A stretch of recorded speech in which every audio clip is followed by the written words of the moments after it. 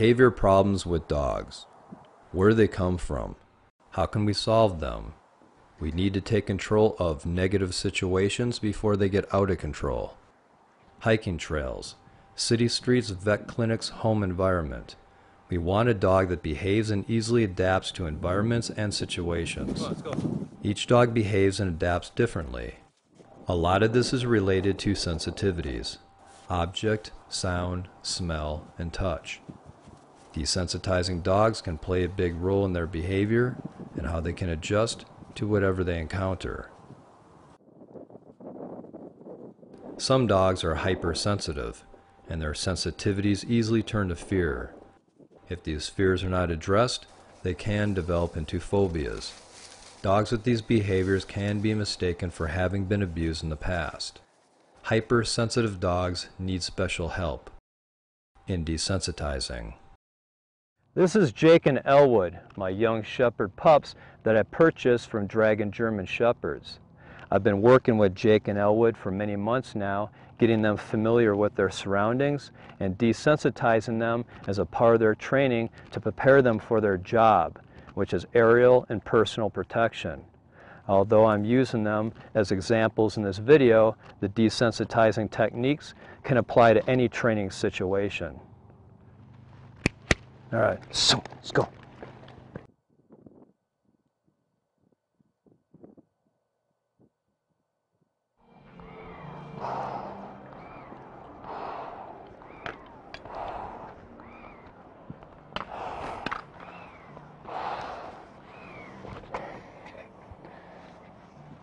The type of working dogs that I raise are very attuned to their environment, making them sensitive to anything new that they do not understand. The more I subject them to a variety of experiences, the easier it becomes for them to accept new things. If my dog was afraid of something that is wearing on my head, which is a very common object fear for dogs, first I'd show it to them as a stationary object. Chloe, Jesse, come on. Once they have accepted it, then I'd work with the dog using the object in the manner intended.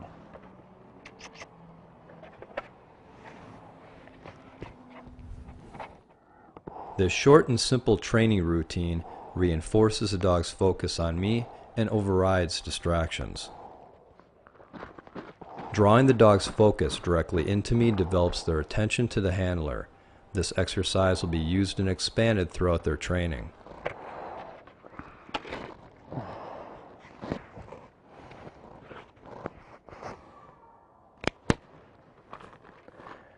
My environment and desensitizing needs will differ from most, but the basic principle is the same: a hat rather than a welding hood.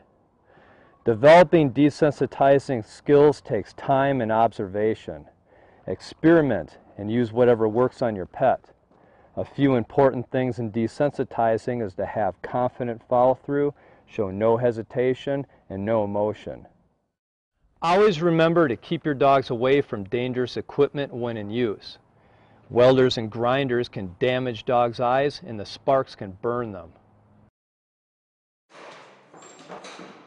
Crate training is an important tool to keep dogs safe and to prevent destructive behavior. Because dogs are den animals, it is natural for them to accept a crate as their den. An important benefit of crate training is reducing separation anxiety and the destructive behavior that comes with it. This is Jake and Elwood's introduction to the crate. After putting them in the crate, I leave the room and don't acknowledge them until they are calm. Only after they are completely calm should the dogs be let out. I gradually increase the duration and distance until they are comfortable being in a crate. Jake and Elwood are learning very quickly because I've trained them using kennel runs in the same way.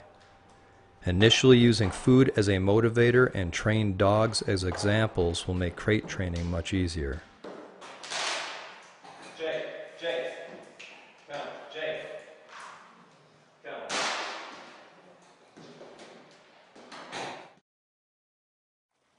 Wearing a leash for the first time will usually make dogs cling to you. Walk them around and let them drag the leash. This will get them used to the feel. I walk Elwood around using the lead as little as possible, periodically stopping for a sit-stay. Reinforce attentive posture. Make them sit up and pay attention. I want the dog's focus on me. Flipping the long lead around and walking back and forward will accelerate their acceptance of the lead and reinforces sit-stay. A week later, Jake and Elwood are comfortable with the leash. I do not want Jake and Elwood aggressive towards other dogs. One benefit of owning a boarding kennel is all the socialization they get. I now use Jake, Elwood, and Nellie for rehabilitating other dogs with bad behavior. A vacuum cleaner is a good tool for desensitizing dogs to sound and touch. Starting with all the dogs as a group, I wanted Jessie and Chloe to give confidence, but soon realized they were not good examples. Once separated, it became easier to work with Jake and Elwood.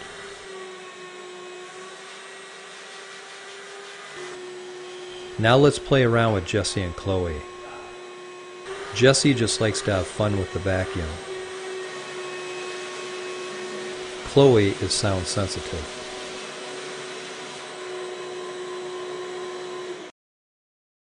While landscaping, I noticed that Elwood was suspicious of the shovel. Rather than let suspicion turn into fear, let's put him right in the middle of things.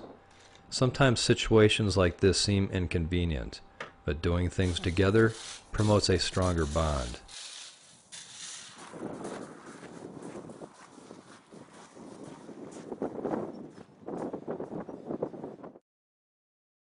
Jake fears this box is blown around the yard, so let's give him a massage. Then substitute one side with the box. This shows him that there's nothing to fear. Later, adding gravel to the box will reinforce a stronger acceptance.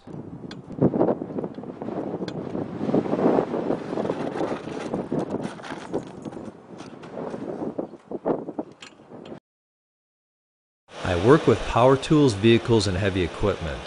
It's important that my dogs can work without being distracted. Jake and Elwood are used to mechanical sounds, so I'll use a more direct approach to this loud generator. I start from a distance and gradually work the dogs closer, periodically stopping to reinforce their confidence by giving them praise. It's a good idea to use a leash just in case there is a sudden retreat. For a less direct approach, walk them straight through with no hesitation and get closer with each pass. When carrying heavy objects, I want my dogs to recognize the potential danger. They must learn to keep their distance without fearing the situation. You should always be thinking of new and unusual things to challenge your dogs. The less sensitive areas on a dog: chest, shoulder, and butt.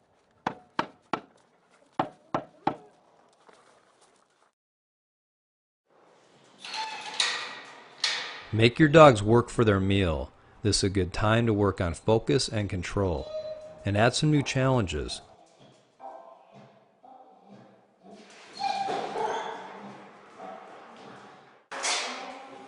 I spin the cover and then turn it into a treat.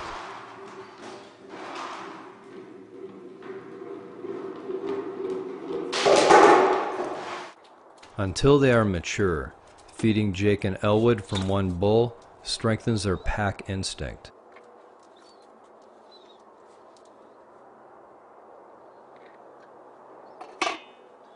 While locked in a sit-stay, I challenge them with a broom, getting closer over time, but never touching them.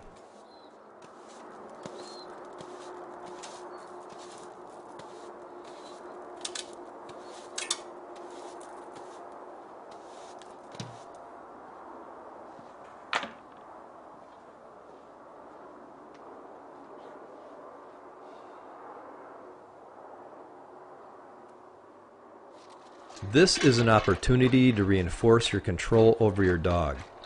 Jake and Elwood have been trained to this level over time. Rub their eyes, pull them back, and make them wait. Release them and massage their ribs. This is a platform that conditions dogs to be physically handled by the trainer under any circumstance. Periodically, I test them with something unexpected.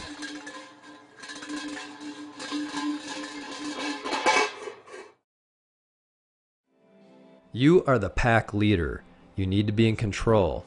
It's your responsibility to keep the pack disciplined, safe, and healthy.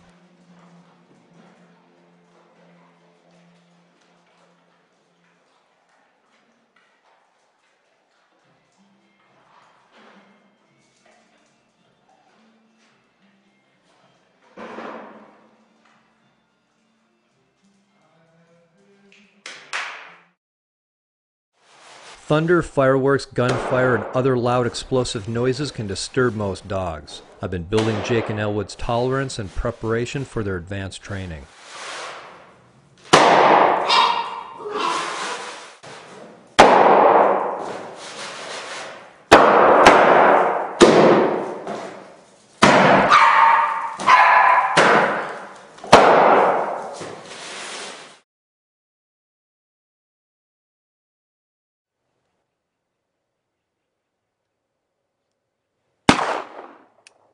For their first exposure to gunfire, this is very impressive. I'll repeat this as an exercise a few more times, then advance to multiple gunfire.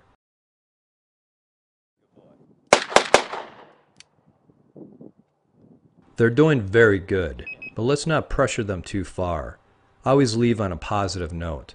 I'll give them a break and come back to gunfire periodically, and mix it up with different approaches.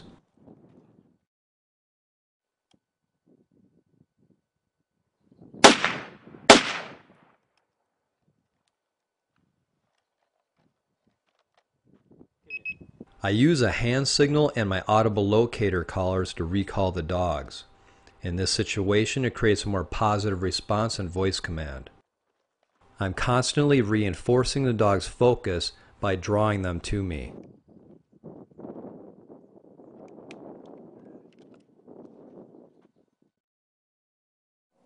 Hiking is a very powerful element in developing a well-balanced dog. Hiking bonds the pack and builds their confidence. Hiking is part of their training. I challenge them. I run them through obstacles and teach them new skills. Scope, scope! There are many ways of training dogs. My approach is direct, simple, and efficient because I want maximum results in a reasonable amount of time. I need control of my dogs for them to be safe, well-trained, and behaved. Come on, Jesse. Desensitizing is all about confronting fear. Stopping, advancing, losing confidence, and pushing them too far may suddenly trigger fight or flight responses. If this happens, take a break, have some fun, come back to it later. Try a different approach to the same situation. You want to end a session on a good note. Here Jesse demonstrates a confident follow-through with no hesitation. It would take me months to teach the pups what Jesse has done in just a few hikes. I want my dogs alert but calm, ears forward, confident, less submissive. Go. Jake and Elwood are near the end of their first phase of training. Jesse, come on. They will advance to protection and obedience work.